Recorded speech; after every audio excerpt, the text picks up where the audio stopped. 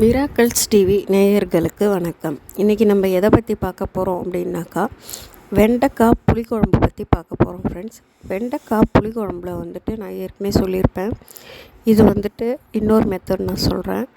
அதாவது வெண்டைக்காய் நமக்கு தேவையான அளவு எடுத்துக்கோங்க. ஒரு 1/4 கிலோ எடுத்துக்கோங்க.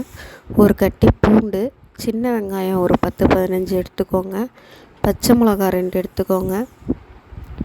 வீட்டு குழம்பு மிளகாத்தூள் எடுத்துக்கோங்க.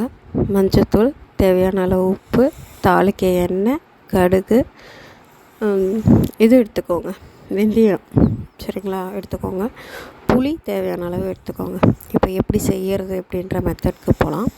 ஃபஸ்ட்டு வெண்டைக்காவை நம்ம தேவையான சைஸ்க்கு நம்ம கட் பண்ணி வச்சுக்கலாம். கட் பண்ணி வச்சுக்கிட்டு அதை நல்லா ட்ரை ஆக விட்டுட்டு, அந்த குழப்பு இல்லாமல் ஒரு நியூஸ் பேப்பரில் போட்டு ஒரு 1/2 அன் ஹவருக்கு முன்னாடியே வச்சுருங்க. வச்சுட்டு அதுக்கப்புறம் அதை எடுத்து நல்லா சட்டியில் எண்ணெயை காய விட்டு அதில் நம்ம இது பொரிக்கிறோம் பார்த்திங்களா, வத்தல் பொரிக்கிறோம் பாருங்கள், அந்த மாதிரி வெண்டைக்காவை பொரித்து எடுத்துக்கோங்க ஃப்ரெண்ட்ஸ்.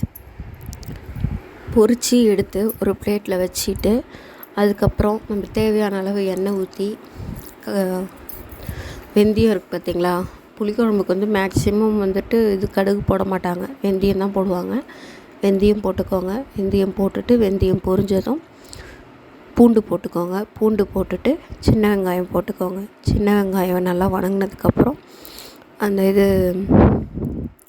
புளி இருக்குது பார்த்திங்களா, புளி, மிளகாத்தூள், உப்பு 3த்தையும் நல்லா ஒரு இதில் பவுலில் முன்னாடியே கரைச்சி எடுத்து வச்சுக்கோங்க.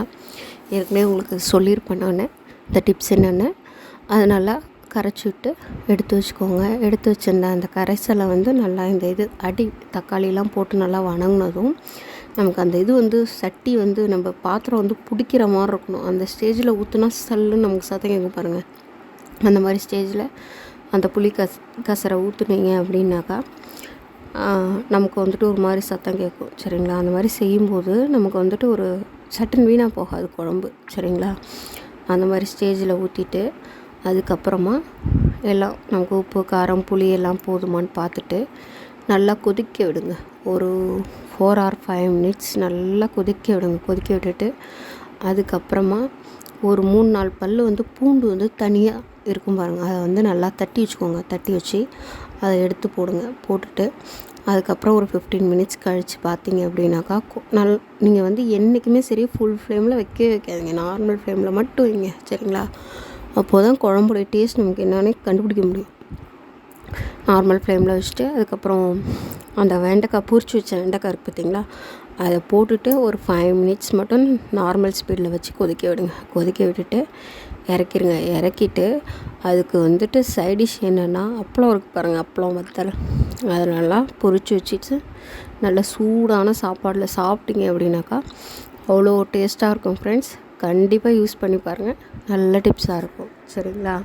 யூஸ் பண்ணி பார்த்துட்டு உங்களோட ரிசல்ட் என்ன அப்படிங்கிறத எனக்கு கமெண்டில் சொல்லுங்கள். Thank you friends.